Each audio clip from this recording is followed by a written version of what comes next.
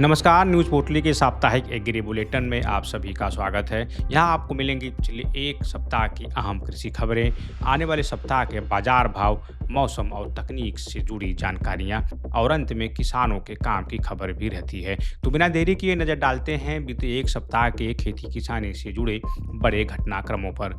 आगे बढ़ने से पहले एक ज़रूरी बात, अगर आपने अभी तक हमारे चैनल को सब्सक्राइब नहीं किया है तो कर लीजिए, और अगर आप यह वीडियो फेसबुक पर देख रहे हैं तो लाइक का बटन जरूर दबाएं। तो चलिए बिना देरी किए शुरू करते हैं एग्री बुलेटिन। तमाम झंझावतों और किचाहिन के बाद भारत अमेरिका के बीच व्यापारिक समझौते का अंतरिम ढांचा तैयार कर लिया गया है।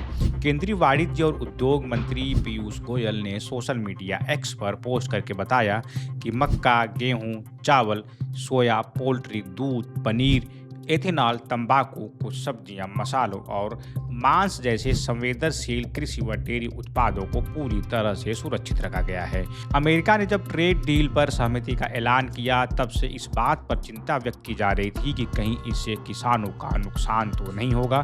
सरकार ने अपनी ओर से स्थिति काफी हद तक साफ कर दी है। वहीं कांग्रेस सहित कई राजनीतिक दलों ने इस डील का विरोध करते हुए कहा है कि इससे भारत की अर्थव्यवस्था और किसानों के हितों का नुकसान होगा।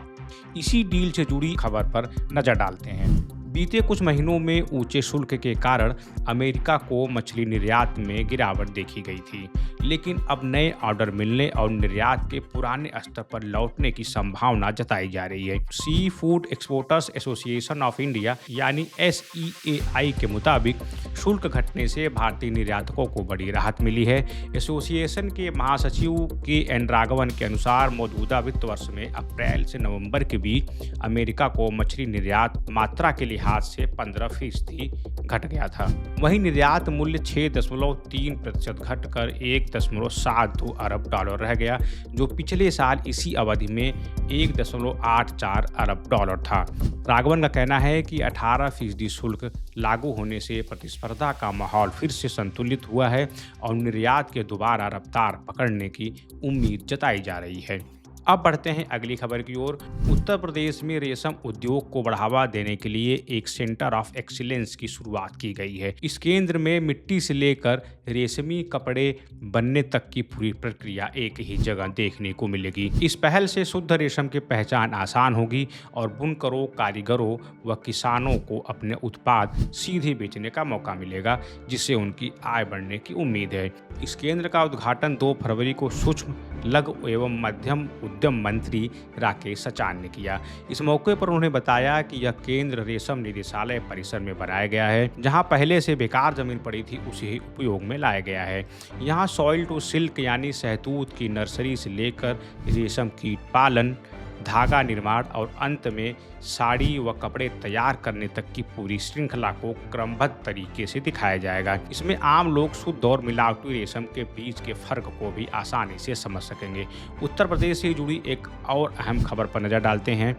5 फरवरी को लखनऊ में मुख्यमंत्री योगी आदित्यनाथ ने कहा कि डिजिटल गवर्नेंस ने प्रदेश में ऋण स्वीकृति की तस्वीर बदल दी है। उन्होंने बताया कि पहले किसानों को क्रेडिट कार्ड के जरिए कर्ज लेने में 25 से 30 दिन का समय लग जाता था, लेकिन अब KCC के माध्यम से किसान मात्र 5 मिनट में ही ऋण सुविधा प्राप्त कर सकते हैं। मुख्यमंत्री ने यह भी बताया कि वर्ष 2026-27 के लिए कृषि ऋण का लक्ष्य 3 लाख करोड़ रुपए रखा गया है, जो पहले की तुलना में 13% अधिक है। वह लोक भवन में आयोजित राज्य कृषि संगोष्ठी और राज्य फोकस पेपर 2026-27 के विमोचन के अवसर पर संबोधित कर रहे थे। अब बात खेती में तकनीक से जुड़ी एक अहम रिपोर्ट की करते हैं। अंतर्राष्ट्रीय धान अनुसंधान संस्थान यानी IRRI की एक नई रिपोर्ट में कहा गया है कि डायरेक्ट सीडेड राइस यानी सीधे बोई जाने वाली धान की खेती पर सही तरीके से निवेश किया जाए तो यह भारत में जलवायु अनुकूल खेती का भविष्य बदल सकती है। रिपोर्ट के मुताबिक DSR पद्धति से कम पानी और कम मजदूरी में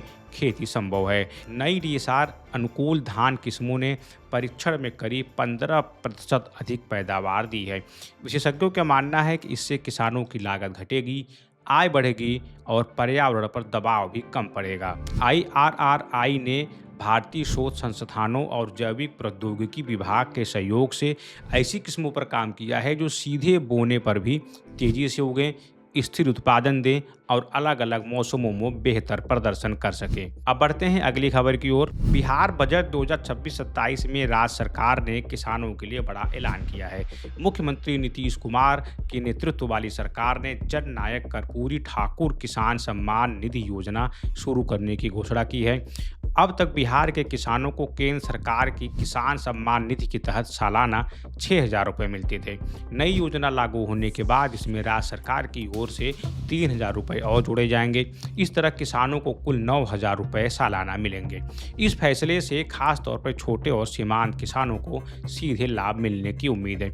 आपको बता दें कि बिहार ऐसा करने वाला कोई पहला राज्य नहीं है। तेलंगाना में रायतू बंधु योजना, उड़ीसा में कालिया यानी आजीविका और आय संवर्धन के लिए कृषक सहायता योजना, पश्चिम बंगाल में कृषक बंधु योजना, झारखंड में मुख्यमंत्री कृषि आशीर्वाद योजना, हरियाणा में मुख्यमंत्री परिवार सम्मान निधि और आंध्र प्रदेश में YSR रायतू भरोसा जैसी स्कीमें पहले से ही हैं, जिसमें किसानों को सीधे तौर पर आर्थिक मदद दी जाती है। अब बात किसानों की नाराजगी से जुड़ी एक खबर की करते हैं।